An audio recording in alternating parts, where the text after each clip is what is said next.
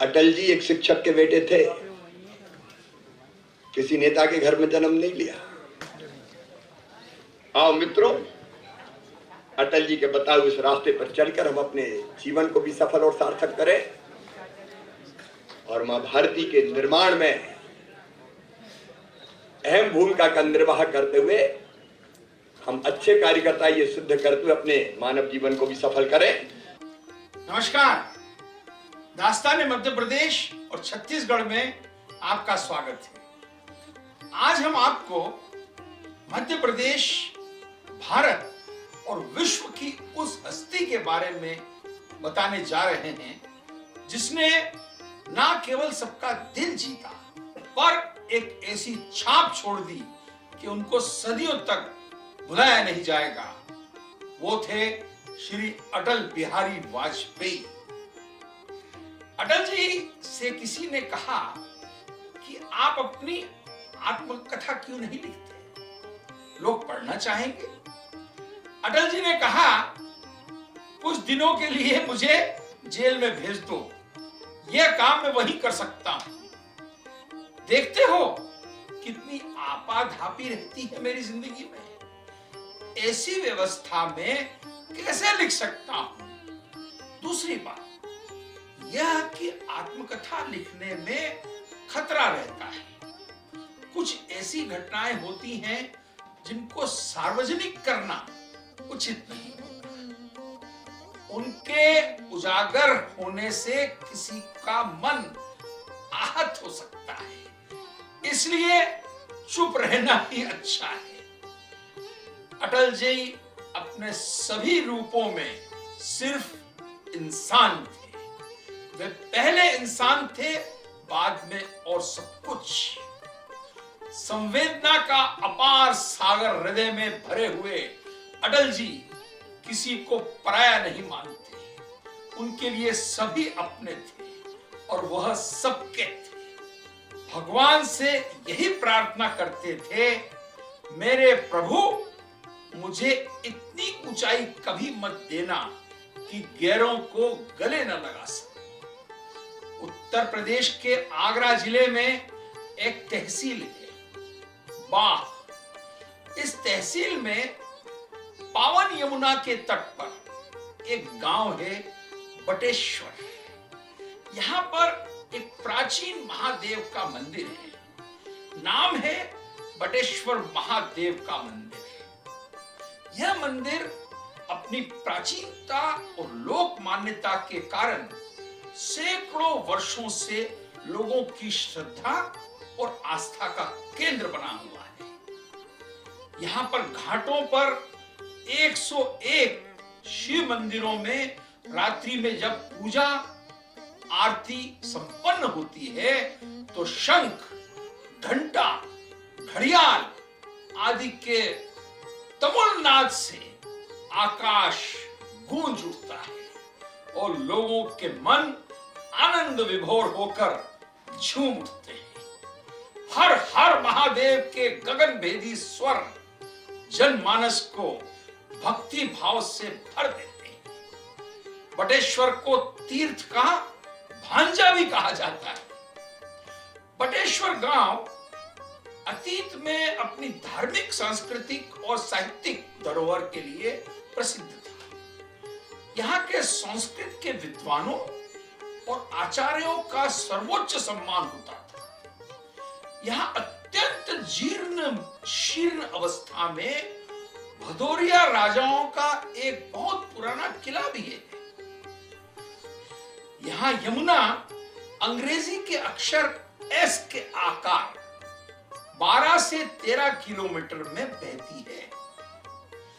काफी ऊंचाई पर बसा यह गांव एक तरह से अनेक टीलों पर ही बसा हुआ है। यह बहुत पहले यमुना की धारा मोड़ दी गई थी। इस धारा को यहाँ के निवासियों ने कच्ची मिट्टी का पुख्ता बांध बनाकर बदल दिया था। इसी बटेश्वर में अटल जी के बाबा रहते थे।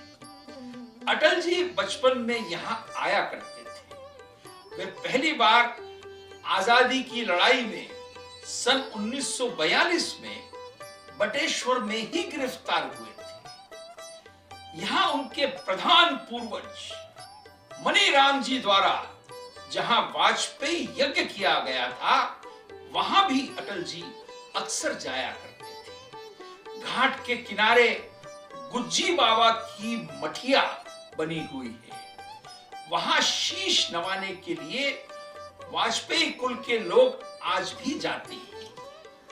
जब जब अटल जी यहां आते थे तो यमुना में खूब नहाते थे और छुई छुल्ला भी खेलते थे। वो तैरना नहीं जानते थे। पास वाले मैदान में कबड्डी भी खेलते थे और वहां बूढ़ा का कुआं में जाकर पानी भरते थे। इसके पानी को लोग मीठा पानी कहते थे। अटल जी इसी में से अपने बाबा के लिए पानी भरने जाया करते थे। इसका जल बड़ा शीतल और मीठा है।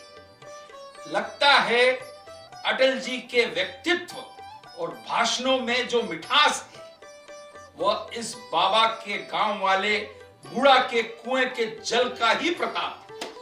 अटल जी यमुना स्नान दोनों वक्त करते थे और बार बार बुलाने पर ही बाहर निकलते थे। वो बटेश्वर की दुकानों के गट्टे और गुजिया खूब खाते थे और लोगों को भी खिलाते थे। यमुना स्नान के प्रेमी बालक अटल एक दिन यमुना में डूबते डूबते बचे थे। साथियों के साथ यमुना में नहा रहे थे और तैरना शुरू कर दिया। अन्य लोग तो तैरते तैरते आगे निकल गए। उनका अभ्यास कम था। वो पानी में गोते खाने लगे।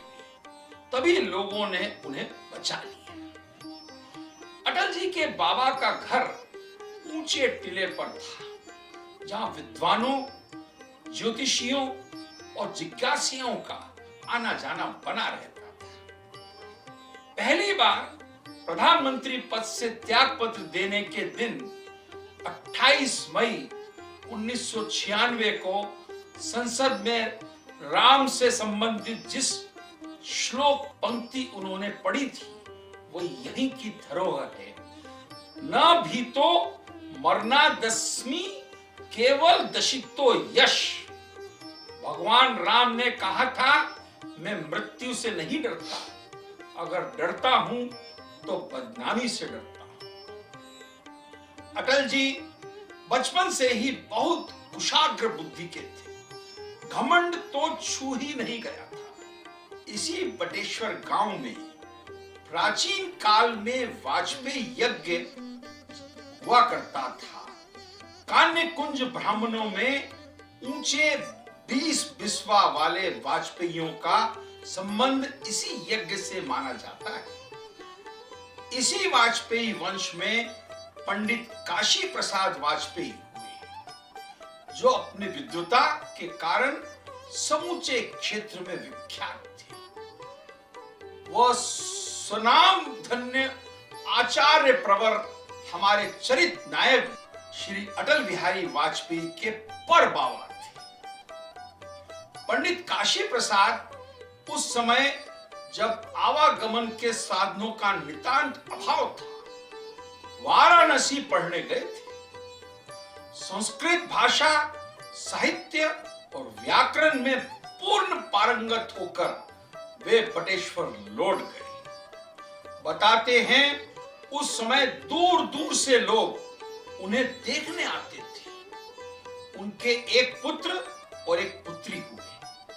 पुत्री का विवाह करने के कुछ ही समय बाद वे वैकुंठ निवासी हो गए। उस समय उनके पुत्र पंडित श्यामलाल वाजपेयी की आयु कम थी। बटेश्वर के निवासियों ने उनसे कहा कि तुम भी अपने पिता के समान उच्च कोटि के विद्वान बनने के लिए वाराणसी जाओ। वह भी अध्ययन करने के लिए वाराणसी चले गए। पंडित श्यामलाल वाजपेयी गुरुकुल में रहकर संस्कृत का अध्ययन करने लगे और सभी ब्रह्मचारियों के साथ में भिक्षा लेने के लिए भी जाते थे, स्वयं भोजन बनाते थे और गुरुकुल की सफाई आदि भी करते थे। उन्होंने संस्कृत साहित्य का इतना गहन अध्ययन किया कि उन्हें अनेक ग्रंथ कंठस्थ हो गए। साहित्य व्याकरण के अतिरिक्त वे श्रीमद् भागवत के प्रकांड पंडित बनकर बटेश्वर लौट आए। जिस दिन बटेश्वर आए उस दिन लोगों ने उत्सव मनाया। क्षेत्र के सभी विद्वानों ने उनका सम्मान किया। यह पंडित श्यामलाल वाजपेयी अटल जी के बाबा थे। पंडित श्यामलाल वाजपेयी का विवाह भिंड मध्य प्रदेश जनपद के अटेर गांव में हुआ था। श्रीमती सुखदेवी आपकी धर्मपत्नी के रूप में आई। कई शिशुओं के निधन के बाद उनके केवल एक पुत्र और एक पुत्री बची। पुत्र का नाम गौरी शंकर और पुत्री का नाम बटिया रखा गया। गौरी शंकर से वह कृष्ण बिहारी कब हो गए, यह एक रहस्य का विषय है। समय है ब्रेक का। ब्रेक के बाद भी अटल जी की कहानी जारी रहेगी।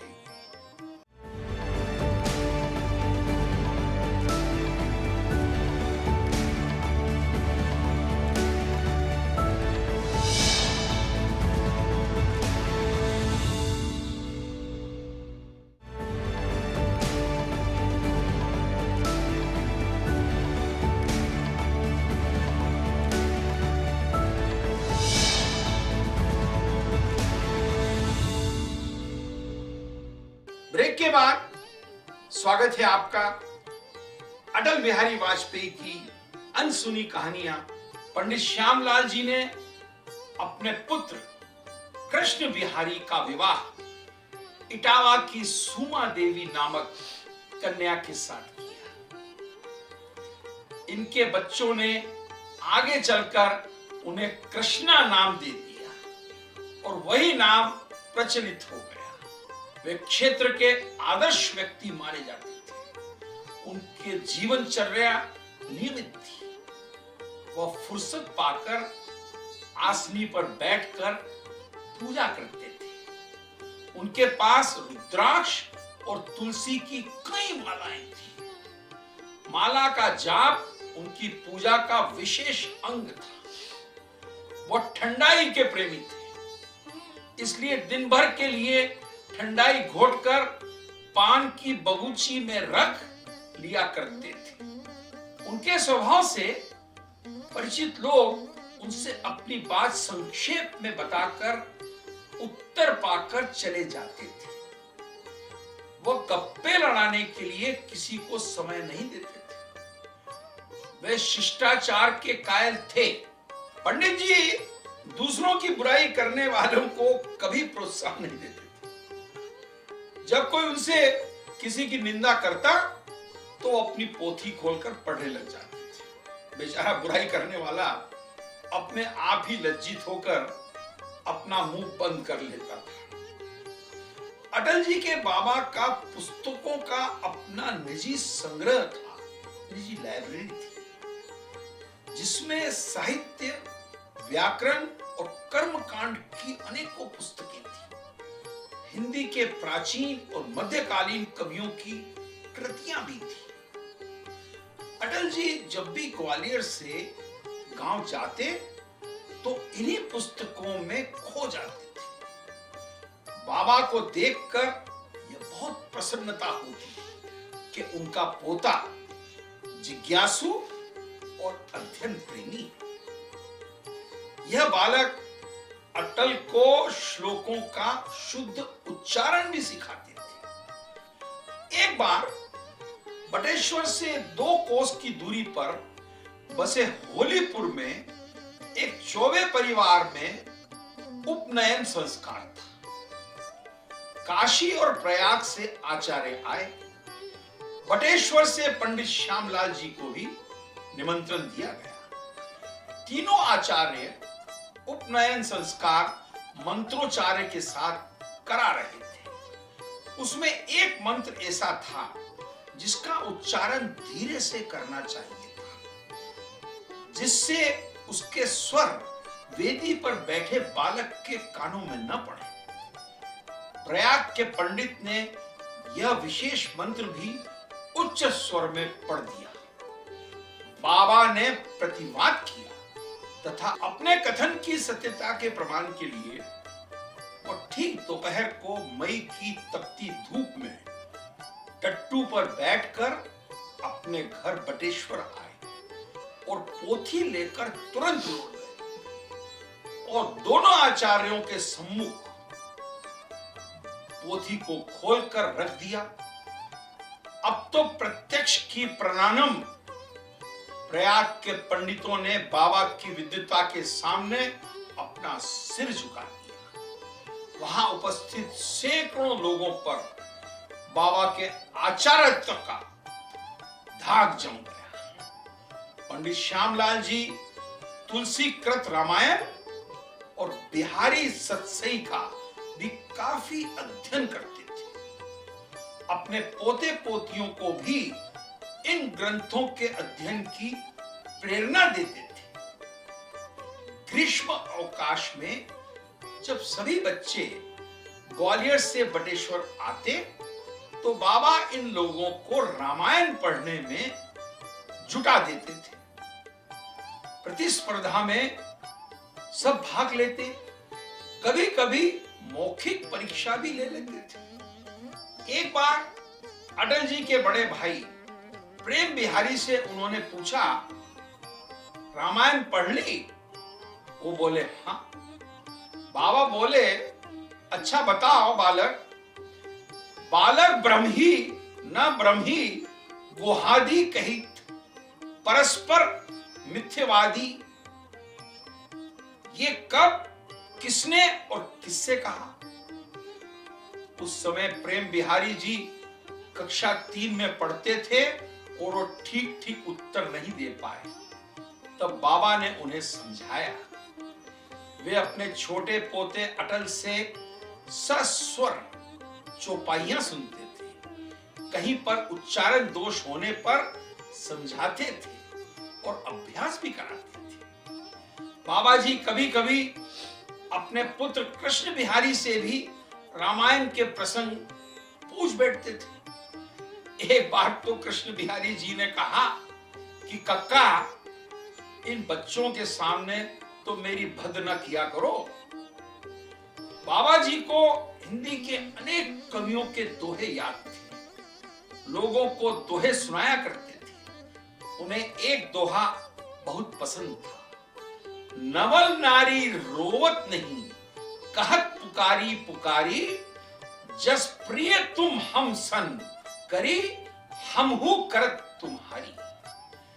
नई दुल्हन मायके से विदा होते समय रोती नहीं है, अपितु चिल्ला चिल्ला कर कहती है कि हे प्राणपति, आपने जैसा मेरे साथ किया है वैसा ही मैं आपके साथ भी करूंगी। अर्थात जैसे आपने मुझे अपने माता पिता से विलग किया है, वैसे मैं भी आपको आपके माता पिता से विलग करूंगी। यह दोहा अटल जी ने कई बार सुनाया। उनके अवचेतन में भी इस दोहे के भाव से अपना स्थान अवश्य जमा लिया होगा। बचपन से ही माता पिता के भक्त रहे, कदाचित इसी भय से उन्होंने विवाह नहीं किया और कहीं माता पिता को भक्ति से विरकत ना होना पड़े, इसलिए शायद उन्होंने विवाह नहीं किया। वाह रे दोहे, अच्छा कमाल किया। उनके रामायण प्रेम की एक घटना तो ग्वालियर के कई सज्जनों ने सुनाई है। ग्वालियर से वापस गांव जा रहे थे। रेलगाड़ी के आने में कुछ समय था। उन्होंने प्लेटफॉर्म पर भी अपना आसन बिछा लिया और रामायण पढ़ने में तल्लीन हो गए। गाड़ी स्टेशन पर आ गई। उनके पोते प्रेम बिहारी अटल जी के बड़े भाई ने कहा, बाबा उठो, गाड़ी आ गई है। उन्होंने कहा, अरे ये प्रसंग बहुत ही सुंदर है, बीच में नहीं छोड़ूंगा, इस गाड़ी को जाने दो, दूसरी से चले जाएंगे। गाड़ी छोड़ दी, पर रामायण का सुंदर प्रसंग नहीं छोड़ा। पंडित श्यामलाल जी एक बार अपने पुत्र कृष्ण बिहारी को लिवाने के लिए इटावा गए। वहां वह मिडिल की परीक्षा देने गए थे। लौटते समय में पैदल ही शिकोहाबाद आ गए। वहां से बटेश्वर कोई 17 या 18 किलोमीटर की दूरी पर था। इक्के वाले चिल्ला रहे थे, बटेश्वर घाट, बटेश्वर घाट। पंडित जी ने किराया पूछा। इक्के वाले बोले 10 पैसे सवारी। उन्होंने 8 पैसे सवारी से चलने को कहा। इक्के वालों ने मना कर दिया। पिता पुत्र पैदल ही चल पड़े। बटेश्वर घाट पहुंचकर पंडित जी ने खान पान किया और रामायण पढ़ने लगे। पंडित श्यामलाल जी जब ग्वालियर से बटेश्वर की चलने लगते थे तो बड़ों को 1 रुपया देते थे और छोटों को 98। अटल जी को वो 98 ही मिलती थी। एक बार इसको लेकर भी बाबा से भिड़ गए। अटल जी ने कहा, मुझे 98 क्यों देते हैं? आप बड़े भैया को तो 1 रुपया देते हैं।